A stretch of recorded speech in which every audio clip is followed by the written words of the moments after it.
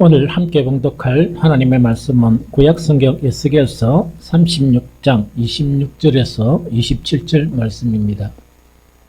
우리 함께 화면을 보면서 읽도록 하겠습니다. 또 새 영을 너희 속에 두고 새 마음을 너희에게 주되 너희 육신에서 굳은 마음을 제거하고 부드러운 마음을 줄 것이며 또 내 영을 너희 속에 두어 너희로 내 율례를 행하게 하리니 너희가 내 규례를 지켜 행할지라. 한 번 더 읽겠습니다. 정독하겠습니다.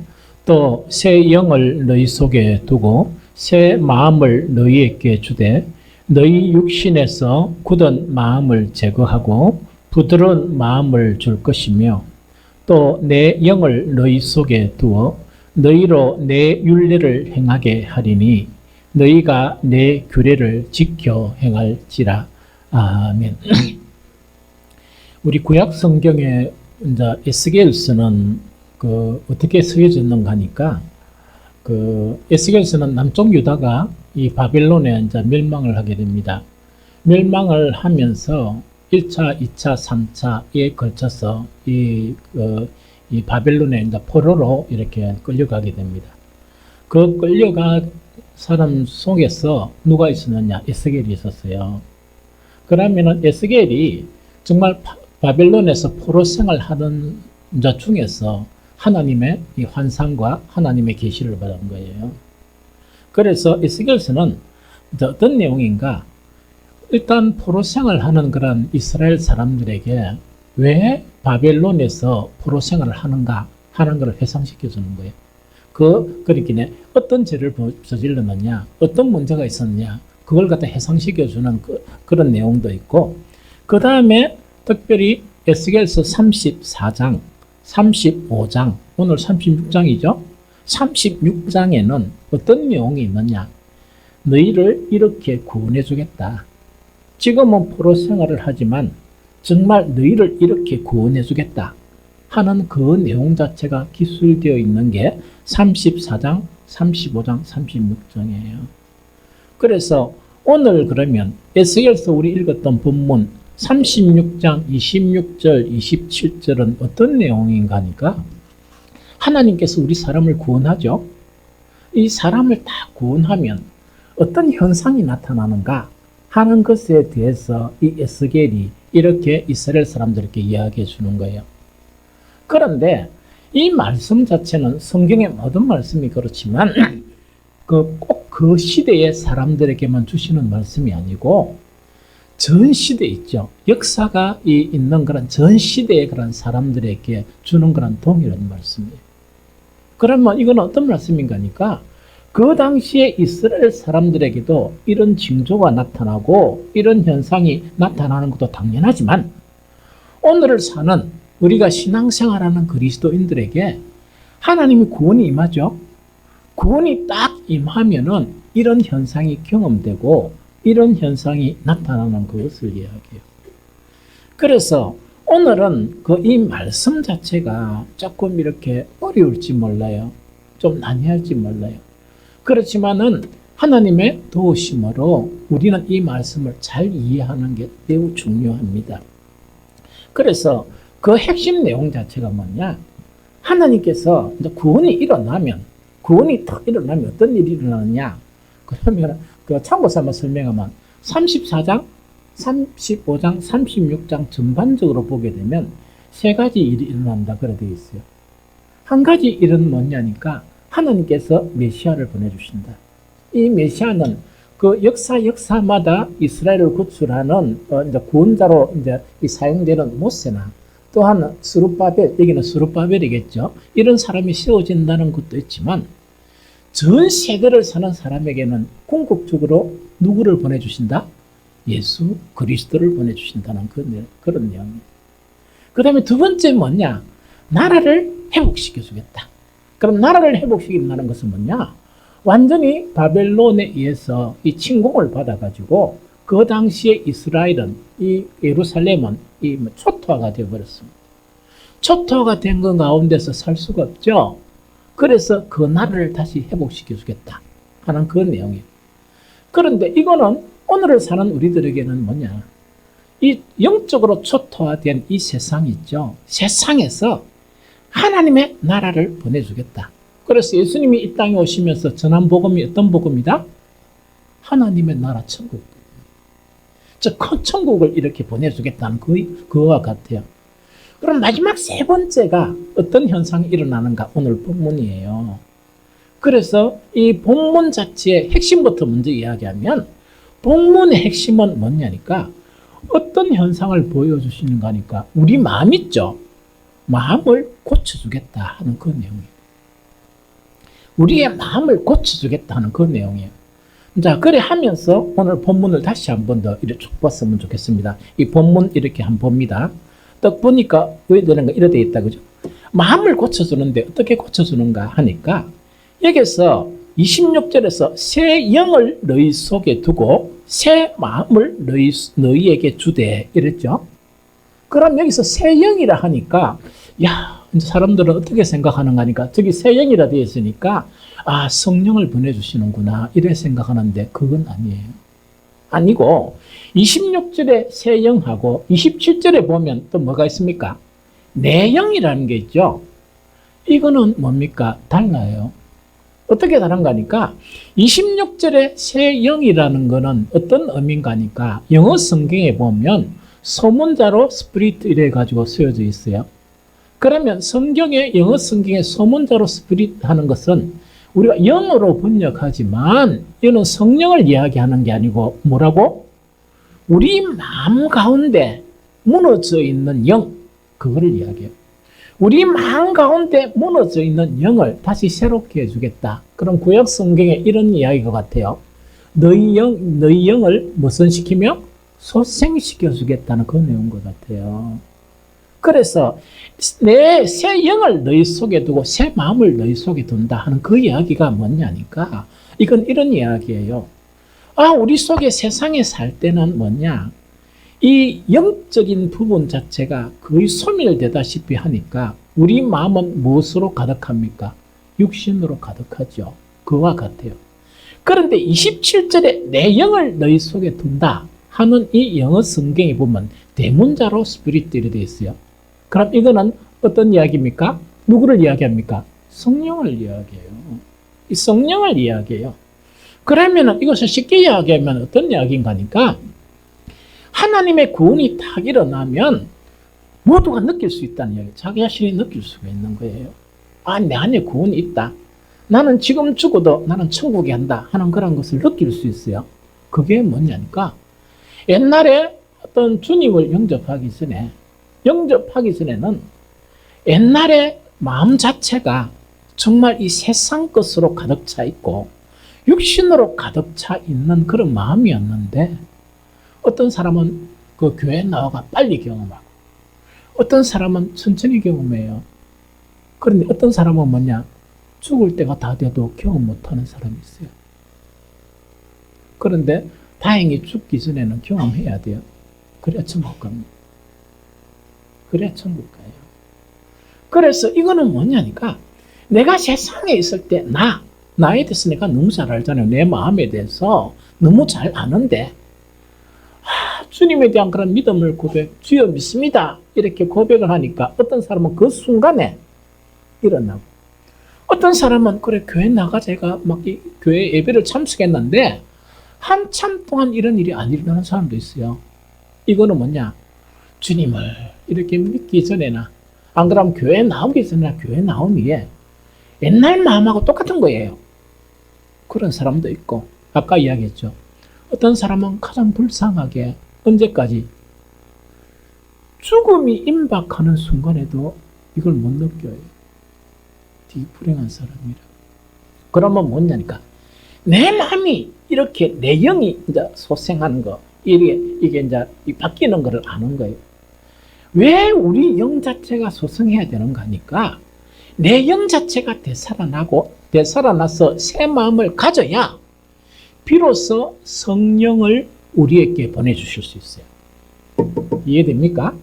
비로소 성령 자체가 우리 안에 가할 수 있어요. 그럼 쉽게 이야기하면 어떤 사람들은 이렇게 이야기해요. 우리의 마음 자체를 이렇게 우리 사람을 이렇게 구분해요. 하나는 육신 덩어리. 우리의 마음을 두 가지로 구분하는 게 있어요. 하나는 혼으로 구분하고 하나는 영으로 구분하는 거예요. 이 세상 사람들은 뭐냐? 뭐가 대체로 강하냐? 혼이에요, 혼. 자기 의지, 자기 이성 가지고 막 이렇게 해요.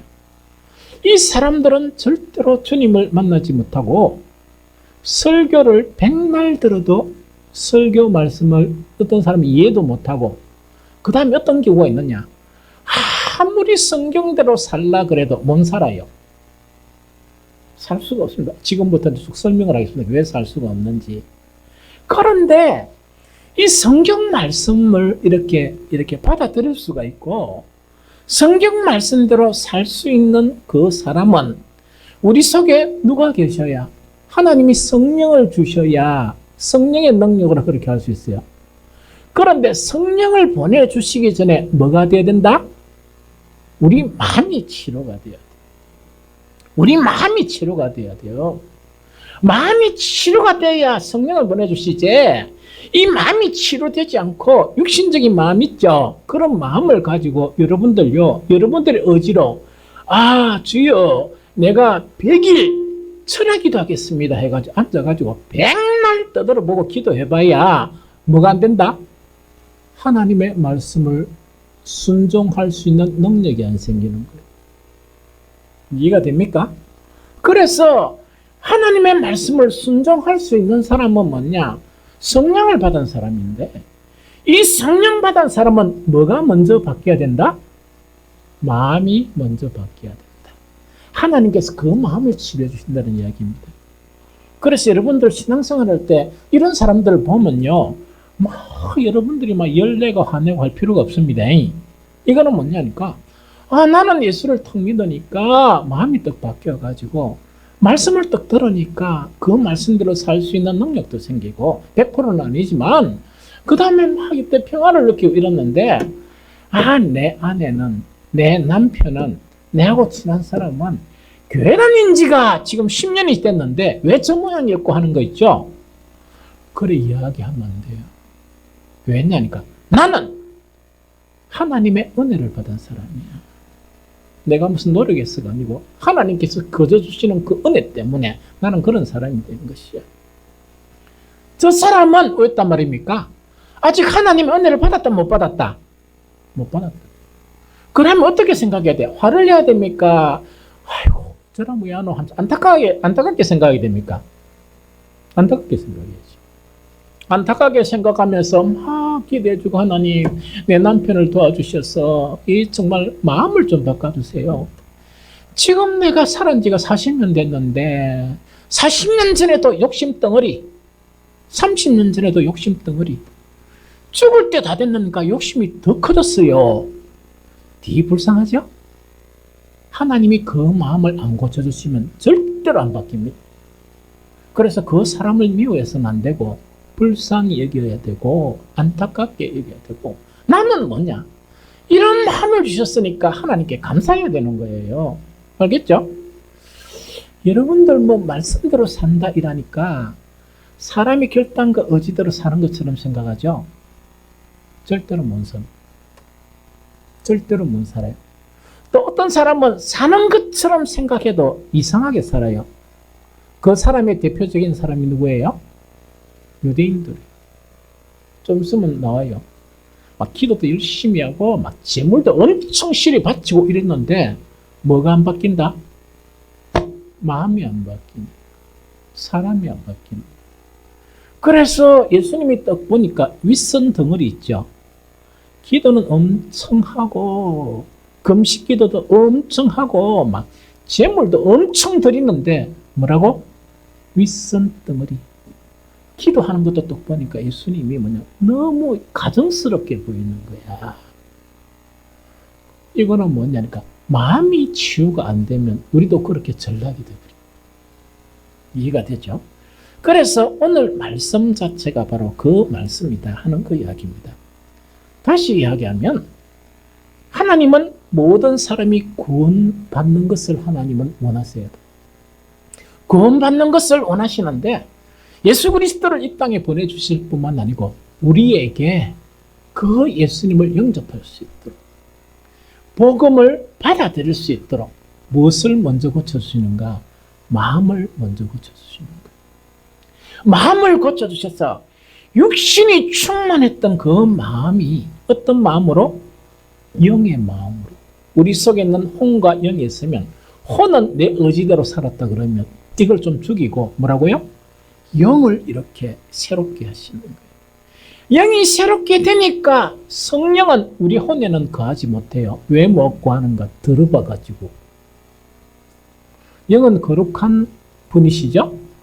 그래서 욕심된 마음이나 탐욕이 있는 마음이나 이 죄가 가득한 그런 육신 덩어리 마음에는 절대로 성령은 거하시지 않아요.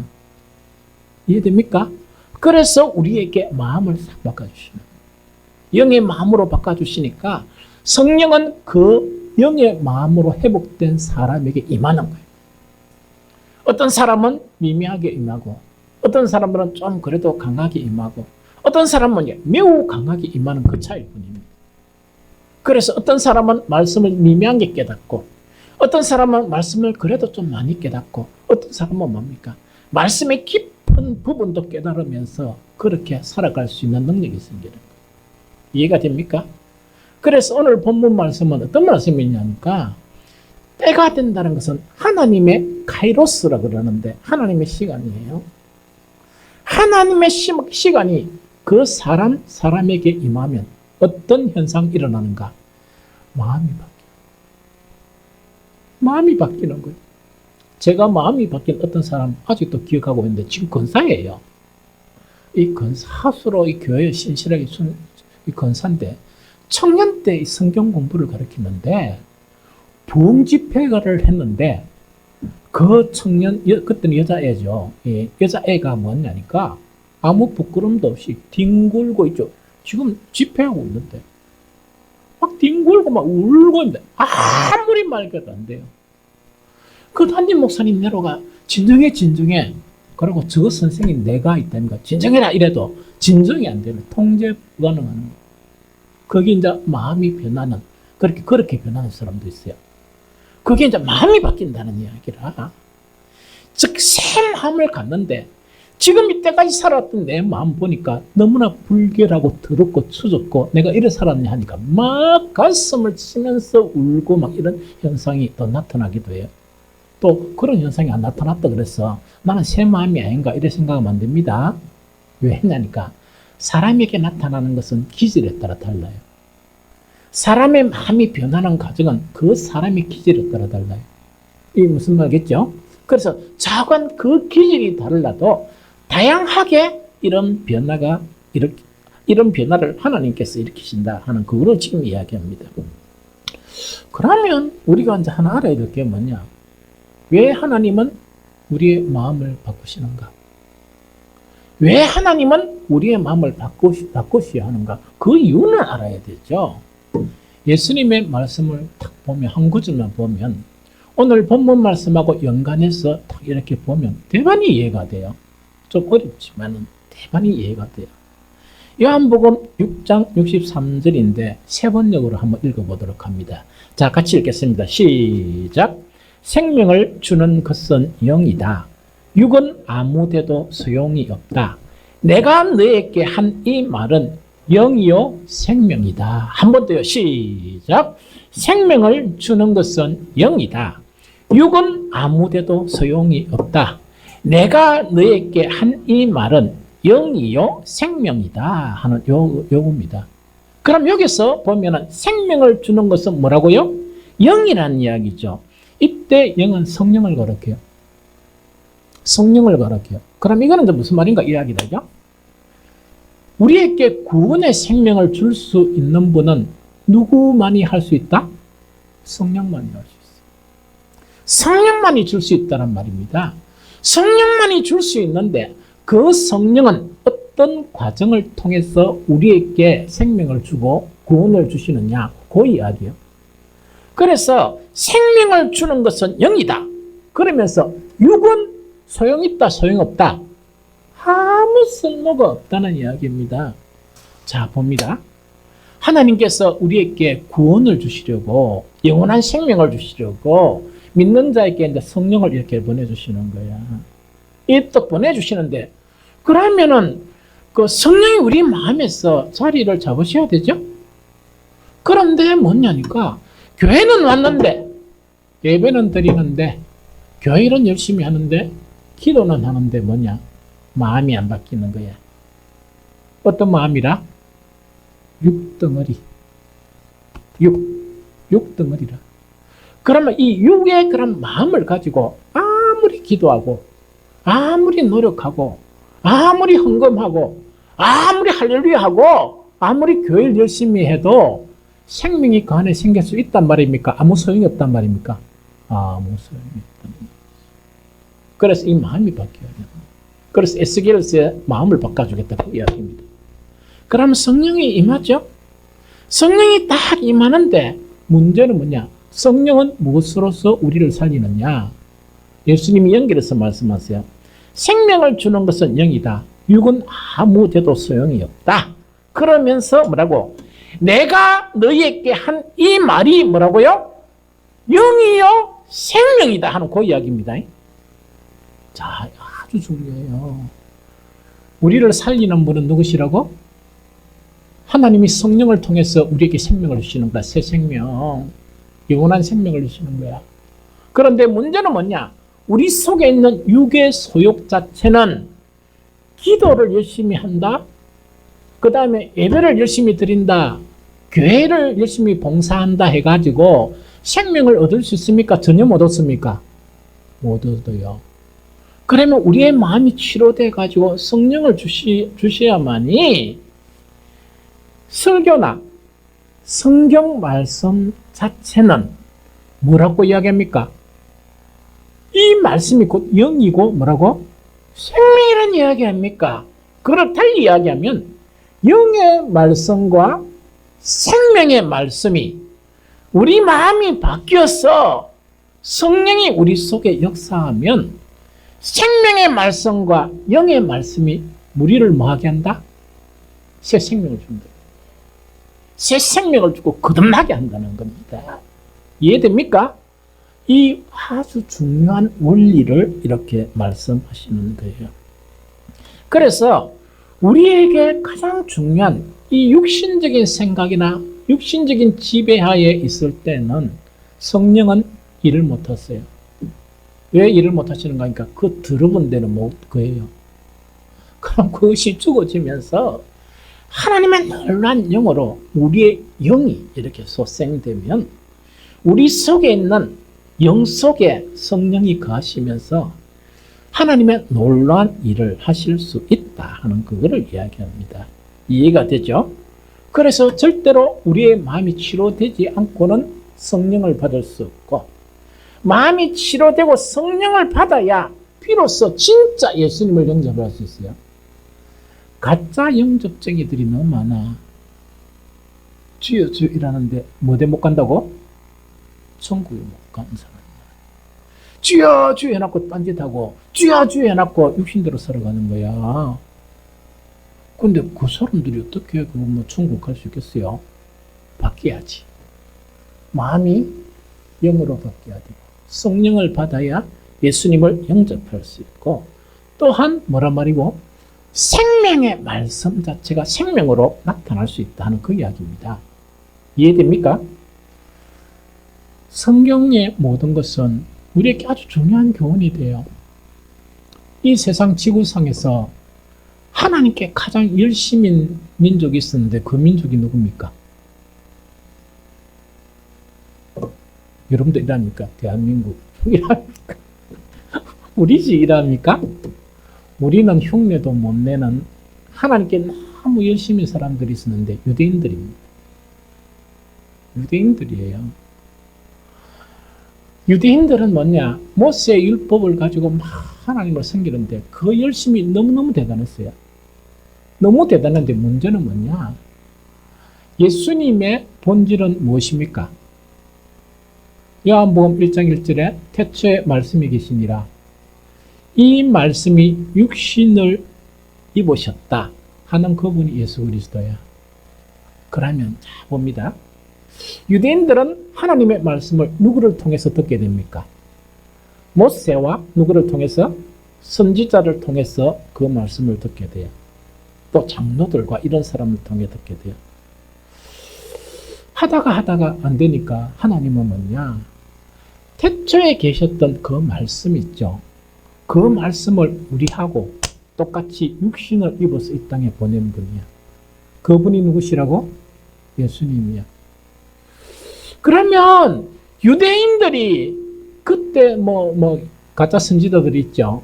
이런 사람들의 말을 듣고 신앙생활하는 것하고 하나님이 살아있고 생명의 말씀을 주셔서 그 말씀을 듣는 것하고 차이가 있습니까? 없습니까?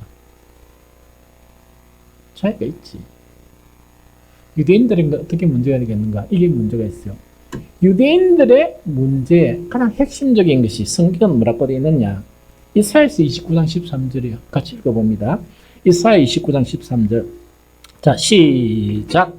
주께서 이러시되 이 백성이 입으로는 나를 가까이 하며 입술로는 나는 공경하나 그들의 마음은 내게서 멀리 떠난다니 그들이 나를 경외함은 사람의 계명으로 가르침을 받았을 뿐이니라. 한 번 더 읽어봅니다. 아주 중요합니다. 자, 시작. 주께서 이러시되 이 백성이 입으로는 나를 가까이 하며 입술로는 나를 공경하나 그들의 마음은 내게서 멀리 떠났나니 그들이 나를 경외하면 사람의 계명으로 가르침을 받았을 뿐이니라 이야기죠. 하나님의 원래 말씀은 생명의 말씀이고 구원의 말씀이에요. 맞습니까? 유대인들의 문제는 무엇이느냐? 하나님의 말씀을 그대로 수용을 하면 생명이 생깁니까? 안 생깁니까? 생기죠? 구원이 형성되죠? 이게 된단 말이야. 유대인들의 문제는 뭐냐? 하나님의 말씀을 그대로 받아들이고 수용을 했으면 생명도 생기고 구원도 생기고 예수님이 오시자마자 뭡니까? 이방인들이 영접하는 게 아니고 자기들이 뭡니까? 막 달려가가지고 아기 예수를 찬양하고 이랬어야 되죠? 맞죠? 예수님이 막 이렇게 말씀하시면 아멘 하면서 오 이래야 될 거 아닙니까? 그래야 되는데 뭐가 되느냐? 생명의 말씀과 육신의 말씀이 부딪히는 거야. 생명의 말씀과 육신의 말씀이 부딪혔던 거야. 그래서 육신의 말씀이 누구를 가짜라고 했습니까? 생명의 말씀이 예수님을 가짜라 해가 십자가에 못 박았다. 그 현상이 왜 나타나느냐? 하나님의 생명의 말씀 자체가 자기들의 마음이 바뀌어서 성령 자체에 의해서 뭡니까? 그 말씀을 받아들였다 그러면 진리의 말씀, 생명의 말씀을 받아들였겠죠? 유대인들은 마음의 욕심을 부리지 않았어요. 정말 유대인들은 정말 탐욕을 부리지 않았어요. 육신의 정욕을 부리지 않고 행동만 제사드리고 또한 구제 좀 하고 착하게 보이니까 그러면 그 다음에 뭡니까? 열심히 제물도 드리고 이랬던 거야. 그래서 그 모든 것을 보니까 생명의 말씀 때문에 한 게 아니고 사람의 교훈 때문에 한 거예요. 그렇게 돼 있죠? 맞죠? 그러다 보니까 하나님을 경외하는 신앙도 없고 이거는 뭐냐? 마음도 하나님을 떠나버렸다는 그 이야기죠. 그래서 그들은 망했습니다. 그러나 유대인 전체가 망했습니까? 구원받은 사람이 있습니까? 있어요. 숫자는 좀 작지만 성경에는 뭐냐? 그 요한계시록에도 나타나 있는데 그 사람이 누구라고? 유대인의 남은 자. 아주 순수하게 신앙생활을 하고 성령에 의해서 하나님의 말씀을 받아들이고 변화된 그 사람들은 계속 그 사람들에 의해서 정말 이 복음의 역사, 이 구원의 역사가 이렇게 연결된 거예요. 이해가 됩니까? 그래서 여기서 핵심적인 내용은 뭐냐? 입술로는 주를 경외한다는 것은 뭐냐? 말만 들어보면 막 1등 신앙인이지. 그런데 문제는 뭐냐? 하나님의 나라에 들어갈 수 없는 1등 신앙이다. 행동파. 무슨 말 알겠습니까? 그래서 딱 자기 관념 속에 있는 행동만 하는 거야. 예배, 기도, 구제, 봉사. 이래가 때로는 뭡니까? 싸우기도 하고, 그죠? 싸우기는 왜 싸웁니까? 마음이 새롭게 되면 주님의 일을 하는데 싸울 필요가 있습니까? 없습니까? 하나도 없어. 주일 같으면 싸우지. 하나님의 일인데 왜 싸워? 하나님의 일인데 뭐 섭섭할 게 뭐 있어? 영의 마음을 가진 사람들은 절대로 안 그래요. 이해가 됩니까? 그래서 이런 역사가 일어난다는 이야기입니다. 바울은 이 문제에 대해서 더 확실히 못을 탁 박아봅니다. 못을 탁 박아본데 그게 뭐냐? 로마서 8장 7절 말씀입니다. 로마서 8장 7절. 자, 읽어봅니다. 시작. 육신의 생각은 하나님과 원수가 되나니 이는 하나님의 법에 굴복하지 아니할 뿐 아니라 할 수도 없습니다. 한 번 더 읽습니다. 시작. 육신의 생각은 하나님과 원수가 되나니 이는 하나님의 법에 굴복하지 아니할 뿐 아니라 할 수도 없습니다. 즉 마음이 치료가 안 되고 성령을 받지 못한 육신적인 마음 있죠. 그 마음은요, 온갖 생각들이 육신의 생각으로 가득 차 있습니다. 그럼 이것의 본질은 뭐냐? 하나님과 원수 관계가 있어요.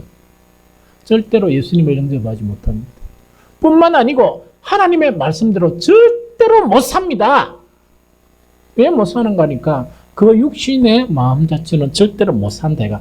딱 이렇게 뭡니까? 그 예수님은 그 사도 바울은 못을 딱 박은 거예요. 그러면 오늘 본문 말씀이 이해되죠. 한 구원의 징조가 일어나는데 이런 징조가 일어난다. 제일 첫 번째 무엇을 바꾼다? 우리의 마음을 치료해 주겠다. 그거는 쉽게 이야기하면 육신 충만한 마음 자체가 어떤 마음으로? 성령을 수용할 수 있는 어떤 마음으로? 영의 마음으로 바꿔주겠다는 그 이야기입니다. 그래서 오늘날 기독교인들이 오해하는 게 엄청 많아요. 그게 뭐냐? 막 찬양을 하면서 눈물을 흘리면서 막 하면 뭐냐? 영의 충만이다 뭐 이렇게 이야기하는데 그 맞을 수도 있고 안 맞을 수도 있어요. 육신 덩어리만 없으면 맞아요. 막 찬양을 하면 뒤에 해놓고 그 가다가 뭡니까? 조금 이렇게 딱 부딪혀가지고 나 손실을 입었다. 그러니까 세상 사람들도 뭐 더 싸운다. 영의 마음입니까? 이게 마음이지. 집에 또 가가지고 뭔가 주여 주여 찬양 할렐루야 아멘 해놓고 집에 이제 저녁을 떡 먹으면서 부부가 이야기하다가 돈 문제로 막 싸우는데 밥상도 뒤엎어본다. 왜 뒤엎습니까? 더러운 육신의 마음 때문에 그렇습니다. 그러면 육신의 마음을 가지고 할렐루야 이라는 것은 뭡니까? 하나님을 찬양하는 게 아니고 쇼한 거야. 쇼하는 사람들 억수로 많아요. 되게 잘합니다. 그러니까 옆에서 보면 막 깜빡 속아버지. 전부 깜빡 속아버리는 거라. 좀 이해가 됩니까? 절대로 그것이 바뀌지 않는 한은 생명의 말씀이 그 속에 안 들어갑니다. 절대로 안 들어갑니다. 그거 지금 이야기하는 거예요. 알겠죠? 그래서 에스겔서 가장 마지막에 보면 왜 새 마음을 바꿔주고 왜 내 영을 너에게 주느냐 그 목적이 분명하게 나타나는데 그걸 다시 한번 읽어봅니다. 에스겔서 36장 27절 읽어봅니다. 시작. 또 내 영을 너희 속에 두어 너희로 내 율례를 행하게 하리니 너희가 내 규례를 지켜 행할지라. 그래 돼야 비로소 하나님의 말씀대로 살 수 있는 사람이 된다 하는 그거 지금 이야기예요. 그러면 마음을 고쳐주고 우리에게 새 영을 주는 목적이 뭡니까? 구원의 말씀, 생명의 말씀이 우리 속에 떨어져 가지고 그 말씀대로 변할 수 있고 그 말씀대로 살 수 있게 하기 위해서, 그래서 구원 자체가 우리 속에 일어나게 하기 위해서 우리의 마음을 치료하고 우리에게 새 영을, 성령을 보내주신다는 그 이야기예요. 이해가 됐죠? 이해가 됐죠? 마음을 치료하시는 분과 성령을 보내주시는 분은 누구십니까? 하나님만이 할 수 있어요. 나는 한 번씩 기도하다가요, 하나님 권한을 조금 주셨으면 너무 좋겠습니다. 어떤 것 아닌가니까. 우리 성도들을 보면서 내가 누구시여 이리 오세요 하면서 성령을 조금 이렇게 줄 수 있는 권한을 주셨으면 얼마나 좋겠습니까? 그게 안 되니까 밤낮으로 기도하는 게 뭐냐? 아버지 하나님, 우리 성도 을라들까지 한 명도 가짜 믿음 가지지 말고 구원받을 수 있는 믿음을 주십시오. 구원받을 수 있는 믿음을 주셔가지고 제가 천국에 먼저 갈지 늦게 갈지 그건 잘 모르겠지만 천국에서 다 볼 수 있도록. 천국에서 못 보면 어디 갔겠어요? 지옥 가는 거요. 천국에서 못 보면 그 지옥 가는 거 아닙니까? 그래서 기도하는 데서 가장 중요한 기도가 뭔가니까, 물론 건강이나 잘 살게 해주는 것도 마찬가지예요. 그거는 뭐 덤으로 하는 거고, 가장 첫 번째 하는 게 뭐냐니까 그 기도예요. 하나님, 우리 성도들에게 가짜 말고 구원받을 수 있는 믿음 주십시오. 제가 우리 아이들 위해서 기도하면서 제가 어떤 때는 어떻게 기도하는 줄 압니까? 주님, 우리 아이들 인생을 어떻게 하든 관계없습니다. 하나님 하십시오. 고생을 시키든 가난하게 살든 이러나 저러나 한 인생 아닙니까? 그런데 한 가지만 들어주십시오. 구원받을 수 있는 믿음만 주십시오. 그래서 천국에서 보게 해주십시오. 그게 아주 유일한 그런, 정말 강력하게 부러지는 그런 기도예요. 하나님께서 나에게 성령을 줄 수 있는 권한을 주셨다면 그렇게 애타게 기도할 필요가 없죠. 왜냐니까 딱 걔가 기분이 좀 좋으면 누구 오세요, 선물 줄게요 해가지고 이렇게 줄 수 있으면 얼마나 좋겠어요. 하나님만 줄 수 있어요. 참 목사가 얼마나 안타까운 사람인 줄 압니까? 얼마나 처절한 사람인 줄 압니까? 구원의 복음을 전하면서 그 구원에 대한 권한은 아무것도 없다는 이야기. 하나님만이 하세요. 여러분들을 살리시는 분은 하나님이세요. 그래서 오늘 이제 마지막에는 아주 간단하게 이걸 전할게요. 이게 뭔가니까, 하나님이 우리를 마음을 바꿔주시죠. 아까 마음 바꾼다 했죠? 그럼 또 이렇게 할 거야. 나는 마음 바뀌었어요. 마음 바뀌었어요. 목사는 아무리 봐도 아직까지 육신이 충만한데 나는 마음 바뀌었어요. 할렐루야 이러면 머리 아프잖아요. 그런다고 해서 내가 누구 오세요, 누구 집사님은 육신이거든요.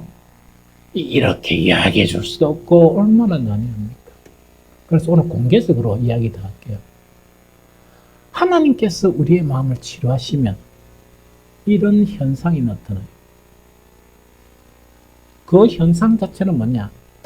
예수님께서 딱 명시를 하셨어요. 딱 명시를 하셨어요. 그게 산산수훈의 8가지 복된 사람이 복된 마음을 얘기해요. 그래서 제일 첫 번째 어떤 마음이 딱 생기는가?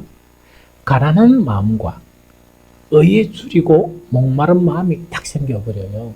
그러면은 시간상 제가 읽을게요. 마태복음 5장 3절에 심령이 가난한 자는 복이 있나니 천국이 그들의 것이며, 구원이 나타났다는 이야기죠. 의에 줄이고 목마른 자는 복이 있나니 그들이 배부르다는 걸, 영적인 충만함, 그걸 느낀다니, 구원이 느낀다는 이야기입니다. 이 두 마음이 있죠. 가난한 마음과 의에 줄이고 목마른 마음은 매우 밀접해요. 그럼 이 마음은 어떤 건가 설명을 해줄게요. 심령이 가난한 마음이라는 거 어떤 게 이런 겁니다. 이 세상에 사는 사람이 재산이 많든지 권력이 많든지 혹은 재산이 없든지 가난뱅이든지 관계없이 동일하게 생긴다는 이야기입니다. 어떤 마음인가?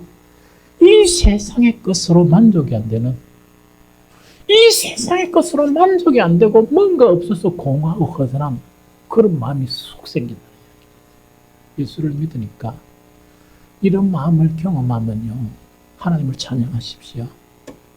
구원의 징조예요. 이런 마음이 생기면 뭐냐? 내가 왜 이럴까 이러지 말고 바로 하나님께 감사하면서 하나님, 내가 하나님의 작은 구원을 보았습니다. 어떻게 나에게 이런 엄청난 복을 주셨습니까? 그걸 찬양해야 되는 거예요. 어떤 사람은 교회 다니는 참 한심한 사람이 그런 현상이 생기니까 정신병원에 가가 치료를 받는 거예요. 그 얼마나 불쌍한 사람이에요. 성경도 모르고 육신 덩어리. 하나님이 그런 마음을 치료하는데 뭐냐? 병원 치료를 받으면 왜 됩니까? 그건 안 되죠. 그러면서 어째 되는 거니까 그런 공허한 마음이 생기면서 추구하는 게 달라지는 거예요. 추구하는 게 달라졌다가 세상 다 버린다는 게 아니고 세상은 그대로 살아가는데 뭘 하는가? 하나님의 의 자체에 대해서 갈급한 마음이 생기는 거예요. 그러다 보니까 하나님의 의의 말씀을 막 들으려고 그러고 나도 저렇게 돼야 되겠다는 그런 사람이 되면서 뭐냐? 하나님의 어려우신처럼 어려운 사람으로 점차 바뀌어서 참 신기하죠? 이런 마음이 생겼다. 이해가 되죠? 두 번째는 뭐냐니까 이거는 세 가지 현상인데요. 이것도 아주 연관성이 있어요. 그게 뭐냐? 애통하는 마음과 긍휼히 여기는 마음과 온유한 마음이에요. 다시 이야기할게요. 애통하는 마음과 긍휼히 여기는 마음과 온유한 마음이 생기는 거예요. 마태복음 5장 4절에 뭐냐? 애통하는 자는 복이 있나니 그들이 위로를 받을 것이며, 마태복음 5장 7절 긍휼히 여기는 자는 복이 있나니 그들이 긍휼히 여김을 받을 것이며, 온유한 자는 복이 있나니 그들이 땅을 기업으로 받을 것이다. 이때 땅이라는 것은 뭐냐? 새하늘과 새 땅입니다. 천국이에요. 이게 무슨 말인지 알겠죠? 이 세 마음은 아주 밀접한 그런 관계가 있습니다. 하나님께서 우리의 마음을 고쳐주시면 이때까지는 뭡니까? 내가 이렇게 잘 살고 자신만만했는데 갑자기 나의 한계성을 깨닫는 거예요. 참 나의 한계성을 깨닫고 내 자신의 그런 모순을 깨닫는 거야. 모순이란 건 뭐냐?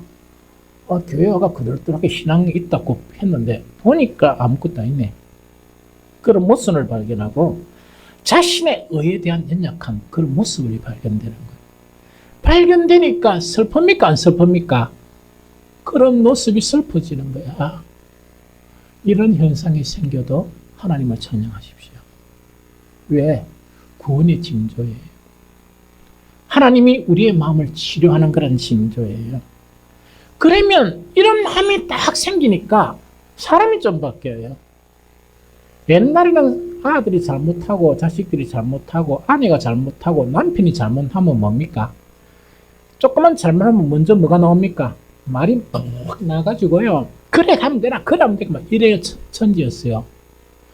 그런데 자신의 연약함을 딱 보면서 슬퍼하니까 옛날에는 뭡니까? 조금 잘못하면 밖에 갔다 오가면 아들 잡고 남편은 아내 잡고 아내는 남편 잡고 이랬는데 마음이 썩 없어지면서 뭐냐니까 저렇게 할 수밖에 없구나 하는 공유한 마음이 생기는 거예요.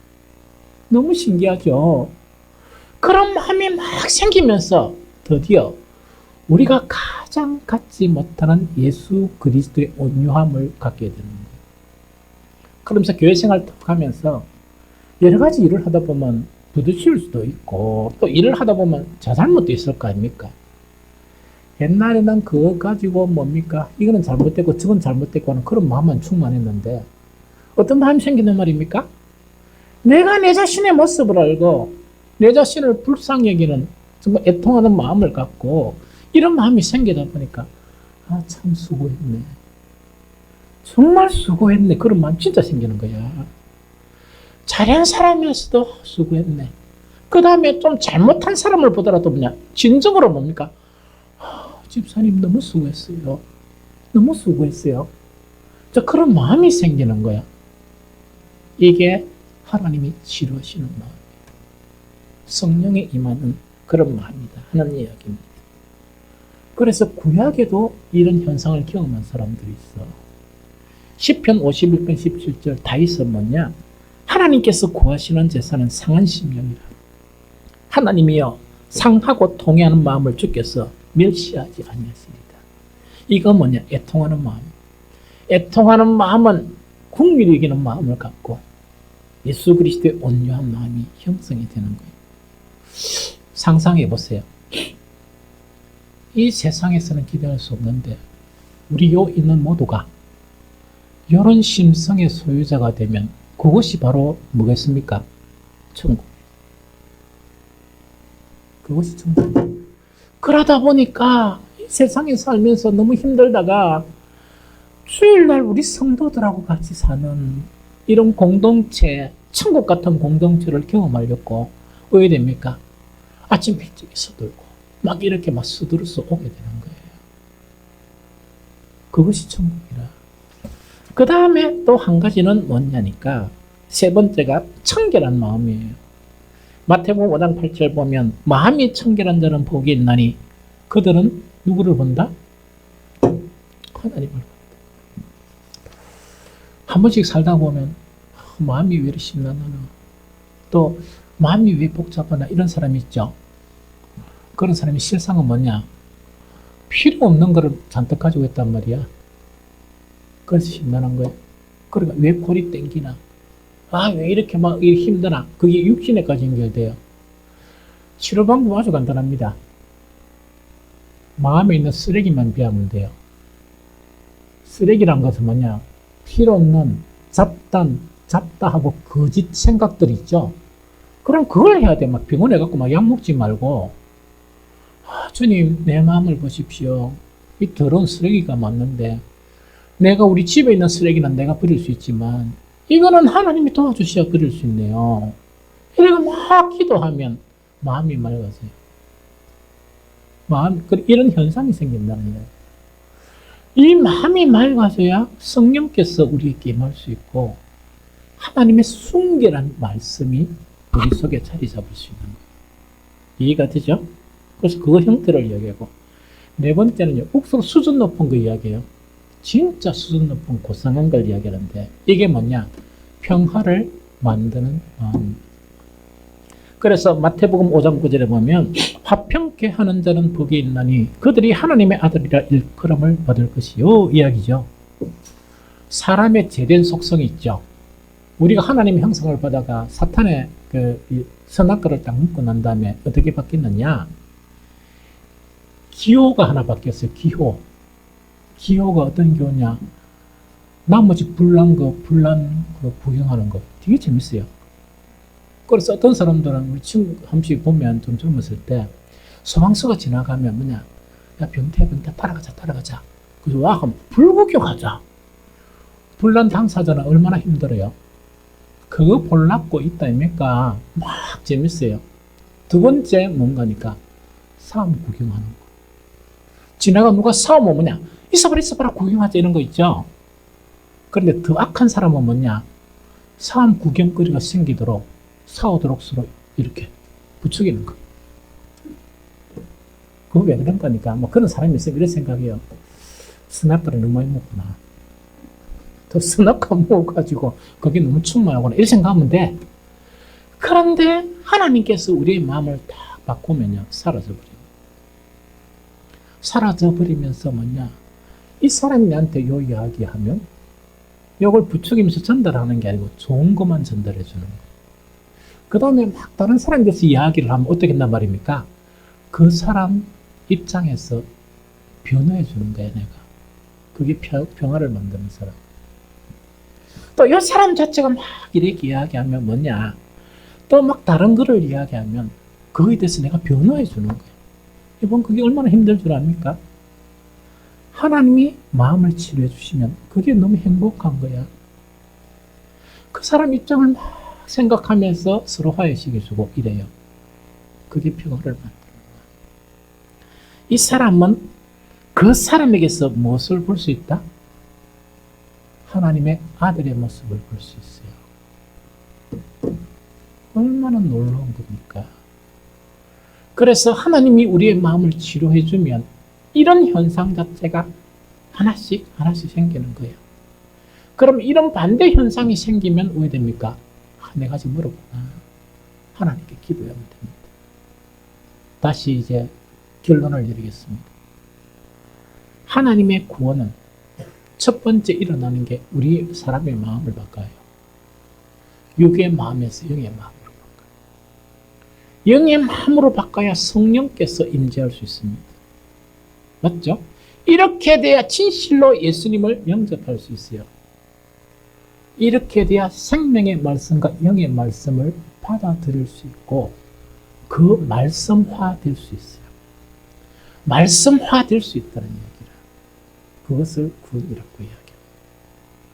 그래서 하나님이 바꿔주시는 그 마음의 현상 자체가 방금 열거한 이런 마음들이에요. 그래서 오늘 말씀을 듣고 이런 말씀이, 이런 마음이 우리 속에 있으면 정말 하나님께 감사하고 하나님을 찬양하십시오. 그러면서 그 마음을 더 강화시키십시오. 또 우리 성도들 중에 이런 마음이 있으면 무슨 한 개, 두 개는 있는데 나머지는 무슨 털날에 있나 뭐 이런 이야기가 생각이 들면 하나님께 기도하면 돼요. 하나님, 나의 마음을 치료해 주십시오. 나의 마음을 회복시켜 주십시오. 그래서 성령 충만함을 있게 해주십시오. 기도하면 하나님은 절대로 거절 안 하세요. 우리에게 그런 마음을 주세요. 또 이런 마음이 전혀 없는 사람이라도 하나님께 기도하면 하나님께서 우리를 회복시켜 주십니다. 주님의 놀라운 은총이 저와 여러분들에게 풍성하시기를 예수 그리스도 이름으로 축복합니다.